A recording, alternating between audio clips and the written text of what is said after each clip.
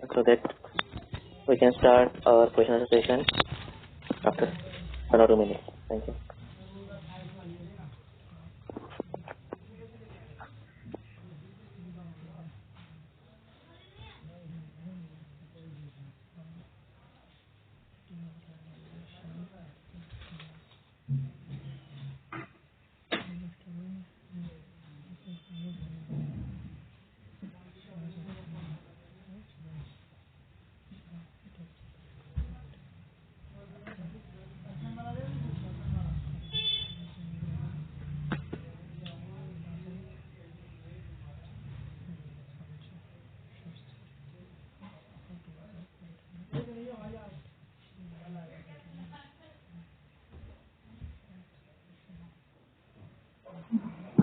Hello.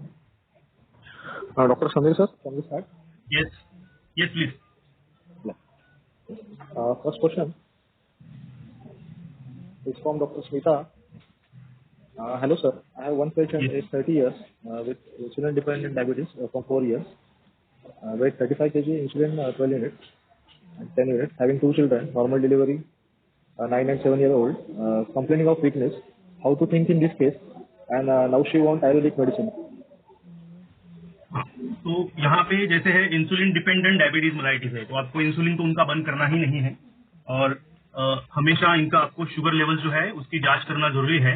और यहाँ पे अगर हम लोग देखा जाए तो धातु क्षय है, 35 kg इनका वेट है और वीकनेस है, तो इनको जो है बल्य चिकित्सा करना जरूरी है। तो बल्य चिकित्सा करते समय आप इसमें भस्मों का भी यूज कर सकते हैं, लेकिन कम मात्रा में यूज करना है और साथ में कम दिनों के लिए यूज करना है, ना कि एक बार शुरू किया तो 3-4 महीना चालू है ऐसे मत करो। और पेशेंट का फॉलोअप करना बहुत जरूरी है। ऐसे नहीं होना चाहिए कि पेशेंट दवाई लेके गया, डायरेक्ट 2 महीने के बाद आया, 1 महीने के बाद आया। Don't do it. पेशेंट को एटलीस्ट आफ्टर 7 डेज या फिर 10 दिन के बाद फॉलोअप के लिए बुलाइए, उनमें लक्षणों को ढूंढिए। अभी जिस तरह से ये प्रेजेंटेशन हुआ है, patient of 30 years insulin dependent, 4 years from 4 years weight 35 kg, और ये सब जो प्रेजेंटेशन है इसको आपके पेपर पे लिखते समय जो लक्षण है ना, वो लक्षणों को देखो।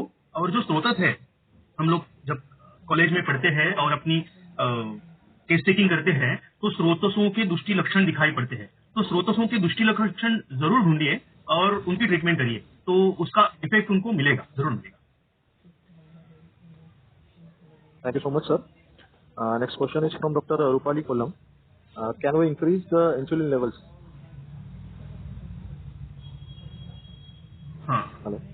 Can we increase the insulin levels? हाँ, जरूर कर सकते हैं। We can increase the insulin levels जरूर, क्योंकि एक चीज समझ लीजिए कि 2 टाइप के डायबिटीज उन्होंने भी किए हैं, इंसुलिन डिपेंडेंट और नॉन इंसुलिन डिपेंडेंट। तो अगर इंसुलिन रेजिस्टेंस है तो इंसुलिन रेजिस्टेंस दूर करने की अपनी दवाइयां बहुत अच्छी है। आपको सिर्फ क्या करना है, यही तो है संकल्पना और चिकित्सा तत्व। समझ लीजिए कि अति प्रवृत्ति है, संग है, ऑब्स्ट्रक्शन है, उसको ढूंढिए, उसकी ट्रीटमेंट करिए। एक बार ऑब्स्ट्रक्शन दूर हो गई तो इंसुलिन रेजिस्टेंस क्यों नहीं होगी, जरूर होगी। Yes sir, definitely. There are few valuable feedbacks, praising words from delegates Dr. Mahalakshmi, Dr. Jasprit. Very impressive and informative lecture. Thank you so much. Next question is from Dr. Vanita Chauvule. There are 2 questions from पुरुष patient में clear है कि नहीं, ये कैसे देखें, और पुरुष पित्तज हीन सत्व के पेशेंट में कैसे विचार करें? पुरुष पेशेंट में क्लेद है कि नहीं कैसे देखें, और पुरुष पित्तज हीन सत्व के पेशेंट में कैसे विचार करें? हाँ, तो पुरुष पेशेंट है तो उसमें क्लेद है कि नहीं कैसे देखें। तो ये कोई जरूरी नहीं है कि क्लेद शरीर में है तो पेशेंट ओबेज ही होना जरूरी, ऐसी कोई जरूरत नहीं है। जैसे कि हमेशा हम लोग आमवात की बात करते हैं, तो आमवात की उत्पत्ति होते समय आम का रहना जरूरी है, लेकिन आमवात में एक बार पैथोफिजियोलॉजी होने के बाद, अगर आप आमवात के रुग्ण को 8-10 साल के बाद पैथोलॉजी हो चुकी है, अभी संधियों में जो है डीजनरेशन हो चुका है, तो उसकी चिकित्सा हम लोगों को नॉट नेसेसरी कि आपको उसको आमवात की तरह ही चिकित्सा करो। उसमें अगर वहां पे लक्षण आम के हैं तो ही आमवात की चिकित्सा करनी है, लेकिन अगर आम के लक्षण निकल गए हैं तो वात की चिकित्सा करनी है। वैसे ही यहाँ पे क्लेद है कि नहीं, तो क्लेद की जो लक्षण है, जैसे अभी मैंने प्रेजेंटेशन में दिखाया कि क्लीननेस की, तो उसमें अगर कुशता है तो उसमें क्लेद है ही नहीं, या फिर है तो बहुत कम मात्रा में है, और अगर है तो कहाँ पे है, उसको हम लोगों को विद सिम्टम्स हम लोगों को देखना पड़ेगा। तो ये जो क्लेद है, ये अगर संप्राप्ति यानी कॉम्प्लिकेशंस कर चुका है तो वो ऑब्स्ट्रक्शन की जगह पे है, तो उसको वहां से हम लोगों को ट्रीटमेंट करनी पड़ेगी। और दूसरा उन्होंने क्या पूछा था? कुश पित्त हाँ, हीन सत्व के पेशेंट में कैसे विचार करें? कुश है, पित्तज है और हीन सत्व है, तो इसमें तो शमन चिकित्सा ही काम में आएगी। तीनों चीजें जो है, हीन सत्व है, पित्तज है और क्रूश है, तो इसमें शमन चिकित्सा ही करनी पड़ेगी। जरूर शमन चिकित्सा के ऊपर ही ध्यान देना पड़ेगा। तो इसमें जितने भी ऐसे मत सोचिए कि मधुमेह है तो उसमें मधुर रस के द्रव्य यूज नहीं करना, ऐसे नहीं सोचना है। अभी हम लोग अगर वसंत कुसुमाकर की योजना करने वाले हैं या फिर सुवर्ण मालिनी वसंत की योजना करेंगे, तो क्या वो मधुरसात्मक नहीं है? अगर हम लोग अश्वगंधा यूज करेंगे तो वो भी तो मधुरसात्मक ही तो है। तो ऐसे नहीं सोचना है हम लोगों को। तो इसमें शतावरी का यूज करेंगे तो भी बहुत अच्छा लाभ मिलेगा। Thank you, sir. Next question is from Dr. Jasprit Kaur. Sir, kindly elaborate how can we use Panchakarma in diabetes? हाँ, तो पंचकर्म जरूर करना चाहिए। जहाँ पे रुग्ण बलवान है तो जरूर करिए। स्थूल है, क्रूश है, दोनों चलेगा, लेकिन वो बलवान होना जरूरी है, उसमें बल का आधिक्य हो, तो आप जरूर उसमें पंचकर्म कराइए। तो इसमें पंचकर्म कराते समय अगर वो बलवान है और स्थूल है तो ज्यादा स्नेहन करने की जरूरत ही नहीं होती, क्योंकि उसमें ऑलरेडी स्नेहन है, क्लेद उसमें ऑलरेडी प्रेजेंट है, तो उसमें ज्यादा स्नेहन करने की जरूरत नहीं होती है। कम मात्रा में, जैसे मैंने लिखा है, उष्ण तीक्ष्णादि जो तेल है, गुणधर्म वाले जो द्रव्य है, उनको आप यूज कर सकते हैं और उससे स्नेह करके आप उसको वमन, विरेचन, ये सब करा सकते हैं। जरूर कराइए इसमें। और जैसे ये नवरोदादिगण है, सुरसादिगण है, इनका यूज करके हम लोग उसको निरोह वस्ती भी दे सकते हैं और उसके रिजल्ट भी बहुत अच्छे आते हैं। Thank you, sir. Next question is from Dr. Dhananjay Bairagi. Clinically वात पित्त कफज प्रमेह कैसे डायग्नोस करें और उसमें को डायग्नोस करके ट्रीटमेंट कर सकते हैं क्या? 100% कर सकते हैं। तो इसीलिए तो ये लेक्चर था कि आपको जो लक्षण है उनको डिवाइड करो वातज, पित्तज और कफज में, और अकॉर्डिंगली डिसाइड करो कि आपको कौन सी ट्रीटमेंट करनी है। तो नॉट नेसेसरली, देखो जैसे है कि ये तीनों का, ये संधिपातज है, ये तीनों चीजें इसमें हमेशा आपको दिखेगी, लेकिन इसमें किसने इनिशिएटिव लिया है, कौन ज्यादा मात्रा में है, उसको पहले, जैसे हम लोग संधिपात ज्वर में चिकित्सा करते हैं, वर्धनेन एक दोष क्षपणेन उच्छितस्य च, उसी तरह से इसमें भी आपको सोचना है। तो अगर वातज है तो आपको सिंपली बताऊं, महायोगराज गुगुल भी आपको अच्छी तरह से इसमें लाभ देता है। अगर पित्तज है तो सिंपली प्रवाह पंचामृत वाला कल्प भी आपको इफेक्ट दे देगा, और अगर कफज है तो सिंपल चंद्रप्रभावटी भी आपको इसमें काम में आ जाएगी। तो जरूर क्लिनिकली वातज, पित्तज, कफज का यूज करिए, और किसकी मात्रा ज्यादा है, किसने इनिशिएटिव लिया हुआ है, ये देख के उसको ट्रीटमेंट करना जरूरी है, बहुत जरूरी है। और यही करना चाहिए, यही तो करना है। हम लोग अगर इसको डायबिटीज करके ही ट्रीट करेंगे तो हम लोग मेटफॉर्मिन को अल्टरनेटिव ढूंढ रहे हैं, ग्लिमिप्राइड को अल्टरनेटिव ढूंढ रहे हैं, हम लोग ये नहीं करना चाहते। यही तो नहीं करना है, नहीं तो आगे जाके मेटफॉर्मिन आदिवटी और ग्लिमिप्राइड आदिवटी आ जाएगी। तो ये नहीं करना है, हम लोगों को ये नहीं करना चाहते। Yes, sir. Thank you. Next question is from Dr. रेखा पाटिल. रुग्ण वातज प्रमेह का है तो भी तिक्त कषाय रस देना है क्या? हाँ, रुग्ण अगर वातज प्रमेह का है और उसमें जो लक्षण है वो वातज प्रमेह के पूरी तरह से, यानी मधुमेह के है अगर, और उसमें शरीर में शैथिल्य है, या फिर आपको शरीर में उसकी स्थूलता दिख रही है, या फिर माधुर्यता है, या फिर वेट ज्यादा है, अगर ऐसे है तो ही उसको तिक्त कषाय रस देना है, अदरवाइज उसको नहीं देना है। वातज प्रमेह है तो उसको कैसे देंगे, नहीं देना चाहिए।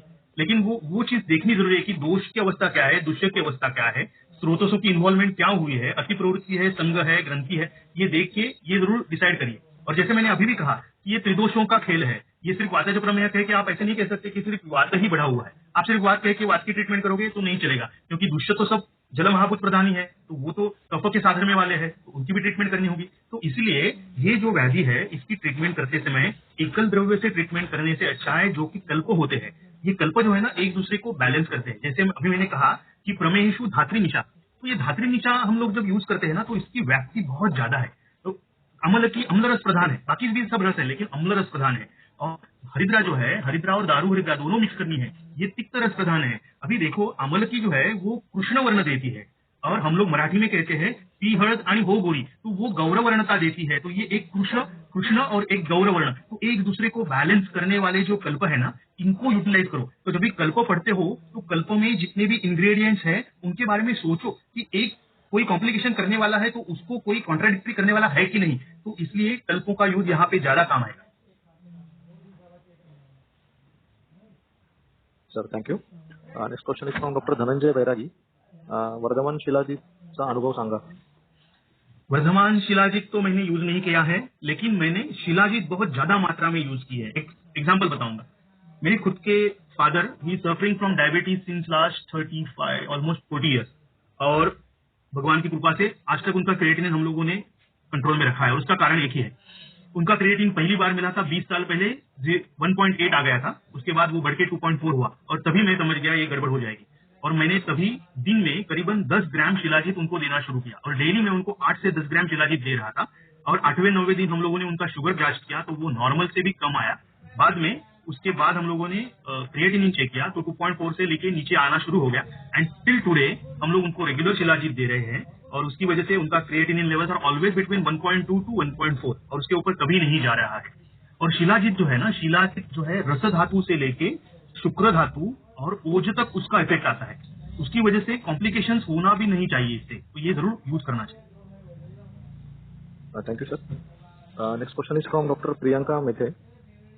अपचनाच्या जुन्या विकारानंतर आमसंचय आणि त्यानंतर होणारा प्रमेह यावर चिकित्सा विचार कसा करावा? अपचनाच्या जुना विकारानंतर आमसंचय आणि त्यानंतर होणारा प्रमेह यावर चिकित्सा विचार कसा करावा?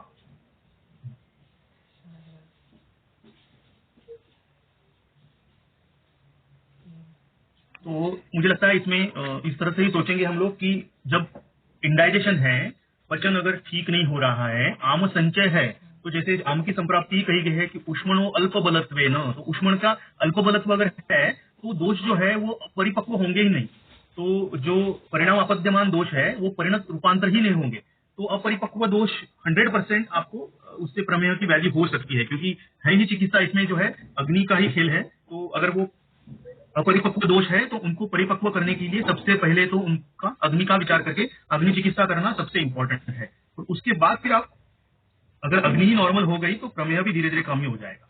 इस तरह से ही सोचना चाहिए। Thank you sir. Next question is from doctor Sandeep Kumar. An obese asymptomatic patient having HbA1c around 7 and random blood sugar around 140. Should we go for the treatment of or just try to control the obesity? Yes sir, आपको अगर HbA1c अगर साथ है तो HbA1c you have to repeat the HbA1c levels, और fasting PP भी जरूर कराइए।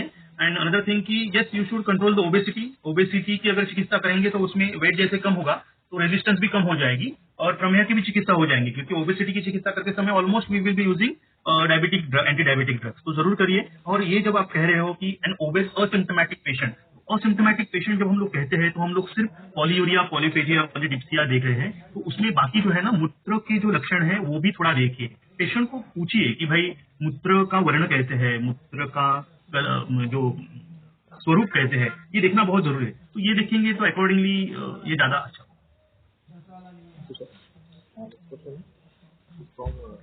डॉक्टर रेश्मा पारखे. तर आयुर्वेदानुसार जेस्टेशनल डायबिटीज विषयी दोषदुष्य विचार कसा करावा?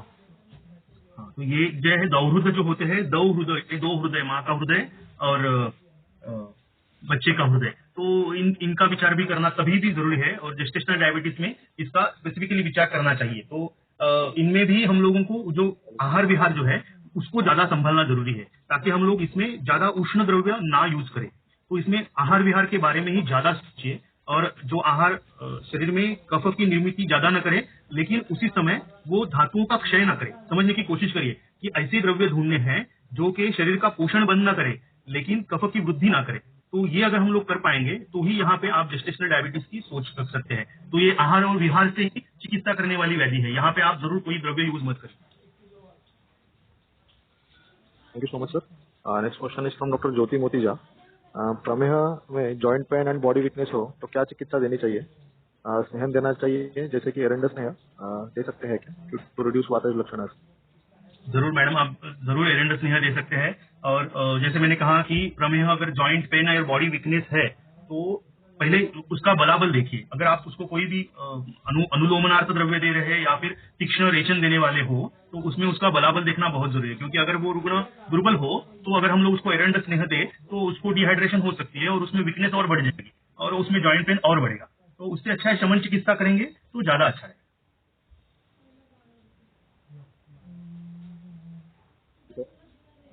डॉक्टर रूपाली कोलम.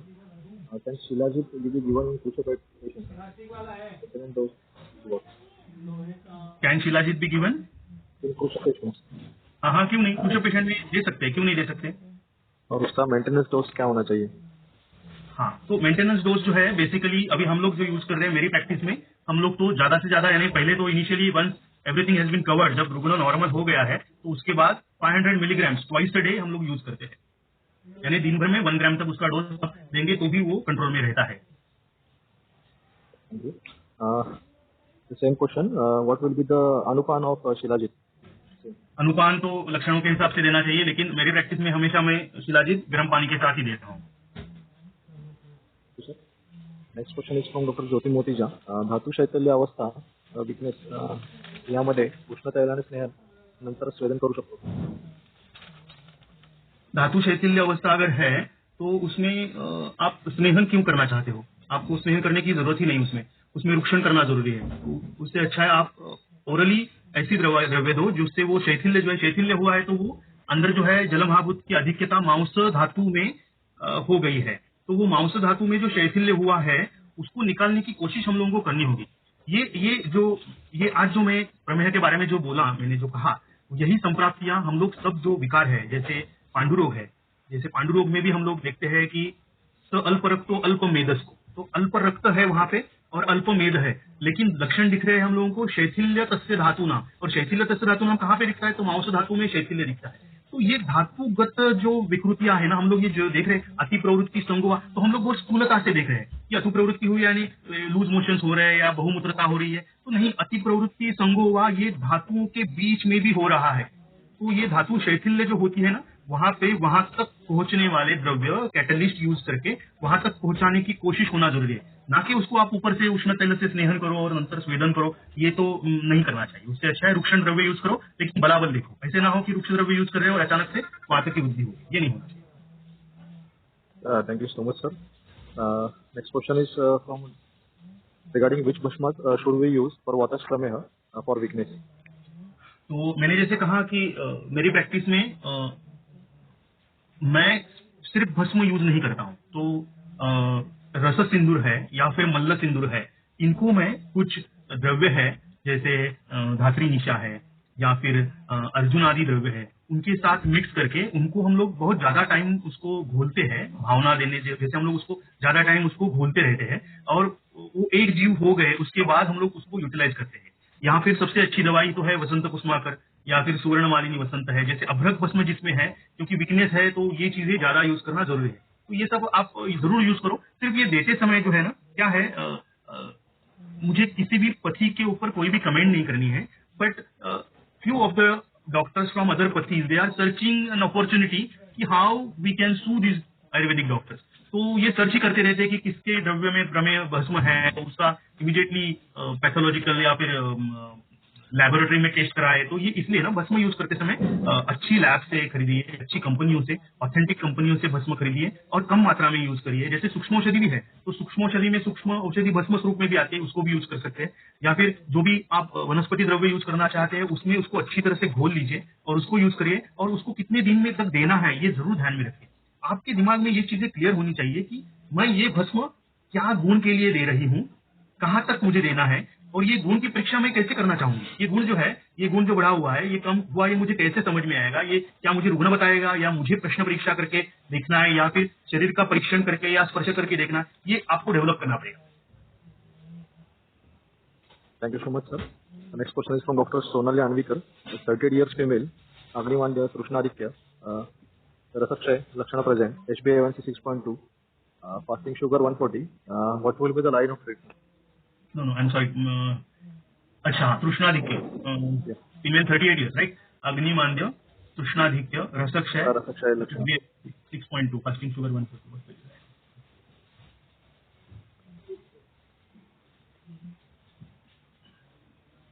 अग्निमांद्य का यानी अग्निमांद्य है, ये उन्होंने कैसे, तृष्णाधिक्य तो समझ में आया, लेकिन अग्निमांद्य यानी इसका मतलब क्या है, यानी भूख नहीं लग रही है या फिर और क्या समझ में आ रहा है, ये देखना जरूरी है। रसक्षय के लक्षण है तो क्या शब्दासहिष्णुता है या फिर दौर्बल्य है, ये सब लक्षण दिख रहे हैं, तो उनकी शुरुआत करनी पड़ेगी जाठराग्निवर्धन से। तो जाठराग्निवर्धन कराइए पेशेंट का, और जाठराग्निवर्धन करते समय रसधात्वाग्नि पे भी काम करिए, और साथ ही साथ में आप जल महाभूत और अपना पृथ्वी महाभूत, इसके लिए जरूर धात्री निशा का यूटिलाइज करिए, इससे रिजल्ट, और ये बहुत ही कम HbA1c 6.2 इज मेरा नॉर्मल के नजदीक है, तो ये आपको जरूर फायदा करेगा। लेकिन ये अग्निमांद्य जो आप कह रहे हो ना, तो you should elaborate what is अग्निमांद्य, और रसक्षय के लक्षण है तो जरूर रसधात्वाग्नि पे काम करिए। Yes, sir. Thank you so much. There are few questions. Next question is from Dr. Priyanka Mete. It is regarding CKD and DM. Madam, it will be covered in our next lecture, which will be taken by complications of diabetes in nephropathy and its management by Dr. Sate Madam. So, we will not take this question here. Next question is from Dr. Vanita Chaugule. This will be the last question. Diabetes insipidus, how to think